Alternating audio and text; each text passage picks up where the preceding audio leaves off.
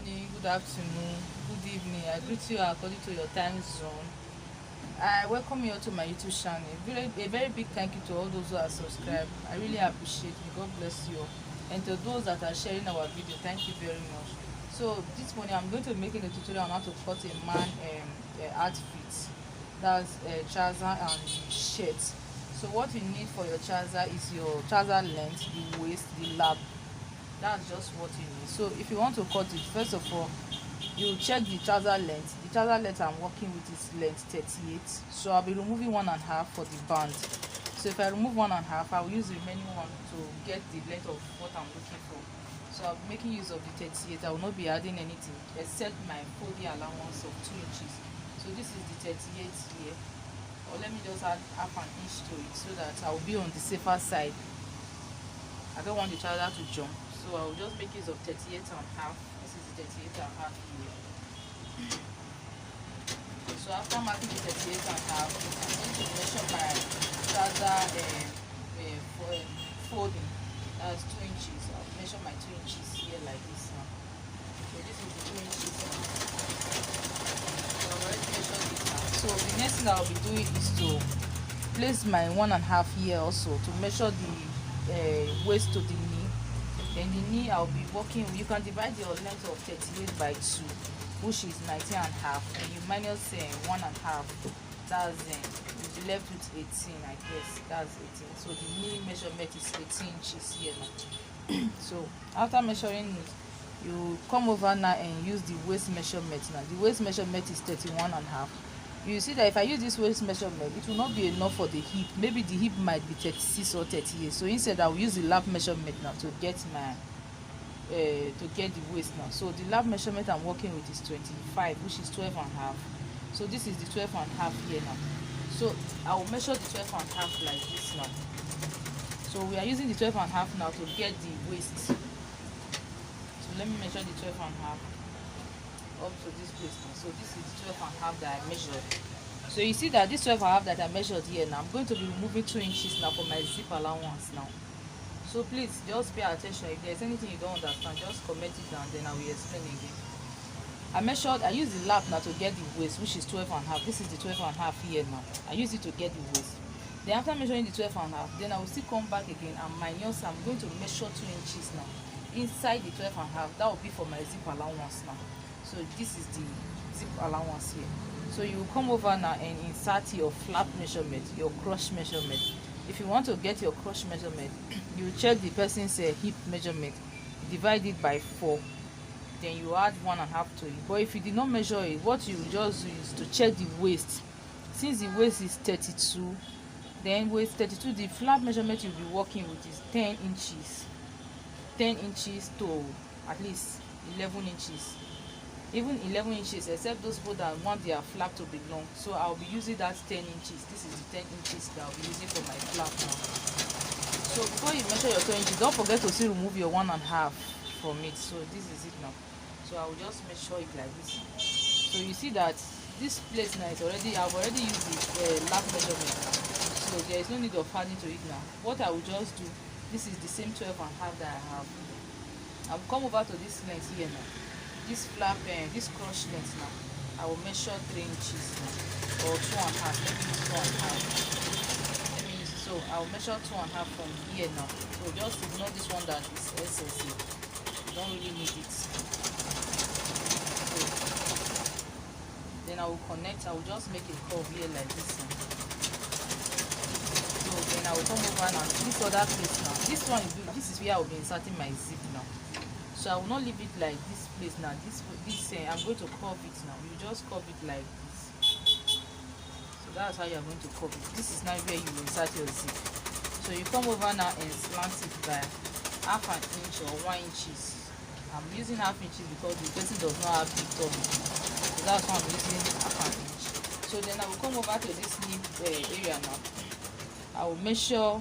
The knee that I'm working with is the knee is 18 divided by 2, which is 9. But firstly, I'm going to remove. I will remove 1 inches from this knee here. Then this down part now, we're removing half inches. Sorry, 1.5 inches. The reason why I'm removing it is because I want the trouser to be kind of fitted. I want it to be fitted. Then you come over to this place now and insert your waist measurement. The waist measurement of 8 inches plus 1 inches or half an inch. Let me just add half inches. So you can add 1 inches to yours. What I will do now is just to curve it like this now. So if you have a curve ruler, you can use it. If you don't have, just use your hand to curve this. So you see that we did not remove anything from here because this place will serve as the hip measurement now. The hip measurement. We just remove from the lap, from the waist and from the knee.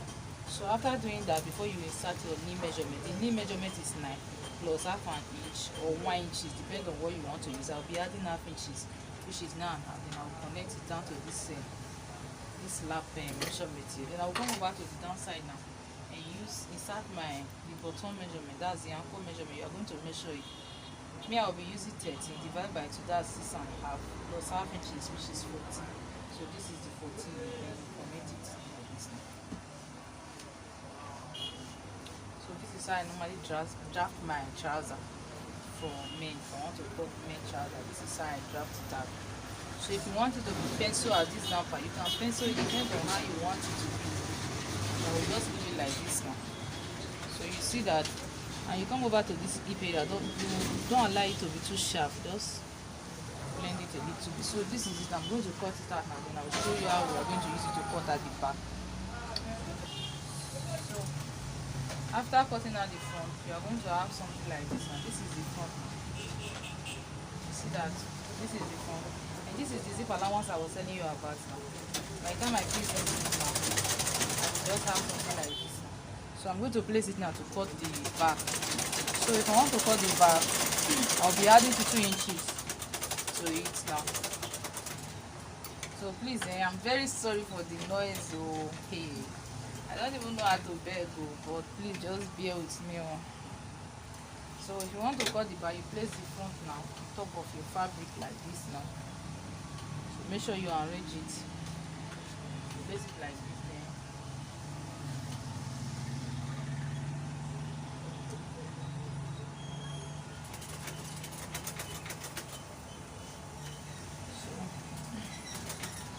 After placing it now, you have something like this now. So what you are going to do,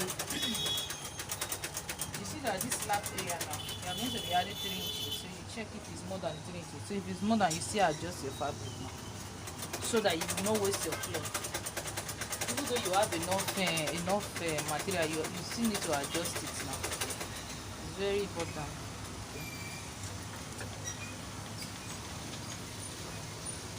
So you check now and see if it's up to 3 inches that you need. It's just that place that you need 3 inches. The rest place will be needing 2 inches. So this is 3 inches here and I have 3 inches now. So you see this your flap now, this place now, you are going to fold it in so that it will not confuse you when marking your back measurement. See that I've already folded it. So this one that is SS at the yoke, I'm going to be using it as the shoulder and the back high, because you need to hide the back so that if you sit down, the trouser will not look like to not be showing your back side. So you just snap it from here now. You are not adding to anything to this place. It's just this back area that you'll be adding. You add 1.5 to it because I don't think my fabric is enough now. So I'll just use what's remaining. But if you want to do yours, add 1.5. Then this back now, this place here now, I'll be adding 1.5 to it now. I'll be adding 1.5 because of the darts that will be inserting at the back. So then after adding that, you just cut it like this. This is how you are going to cut it now. Then for this other side, you add 2 inches all through. So you connect it now to meet with the 2 inches here. And you add the same 2 inches here. Then 2 inches here as well. 2 inches. That's all. That's how to cut your trouser. It's very simple. So this is after matching it now, you have something like this. So that's it. It's very simple. You are not adding anything to this place. So you are not adding anything. So it's just this place that you'll be adding something to. So it's finished. I will just cut it out and your trouser is ready. So you make the sewing part. So I will see if I can make a tutorial on how to sew this zip, how to fit this zip, and how to sew the pocket. I'm going to try and show you the tutorial of it. So just stay tuned. So I'll cut it now and show you the picture of it. So I finished marking and cutting at the back. So this is the front and this is the back. You see that the length is equal here. The two lengths, they are equal here. Now I did not extend this length. It's only the back, only this back side that the back is higher than the front. That's because of the back is bigger than the front. So that if you sit down, you will not be seeing your back side. That's why you have to extend this place by 1.5. Then this place by 3 inches, this lap area by 3 inches, then this other place is 2 inches. So that's it, guys. I'll be cutting out the shirt part now. So I'll show you how to mark the shirt. So I want to cut out the shirt now. First of all, I'll be cutting out the front.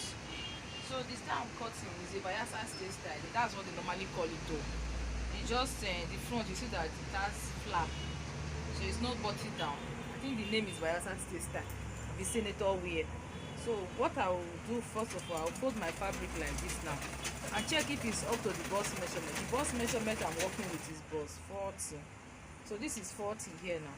The bust measurement I'm working here is 40. I'll be adding just 1 inches. That's 41. The reason why I'm adding 1 inch, if you are cutting a women clothes, you normally add 3 inches. But men own is not like that, because when you are measuring if you want to measure for a woman now, you are going to measure it to be tight. But for men, you measure it to be free because it does not have zip. So that's why after measuring it big a little, you add just 1 inch. So this is the 1 inches I'll be adding now.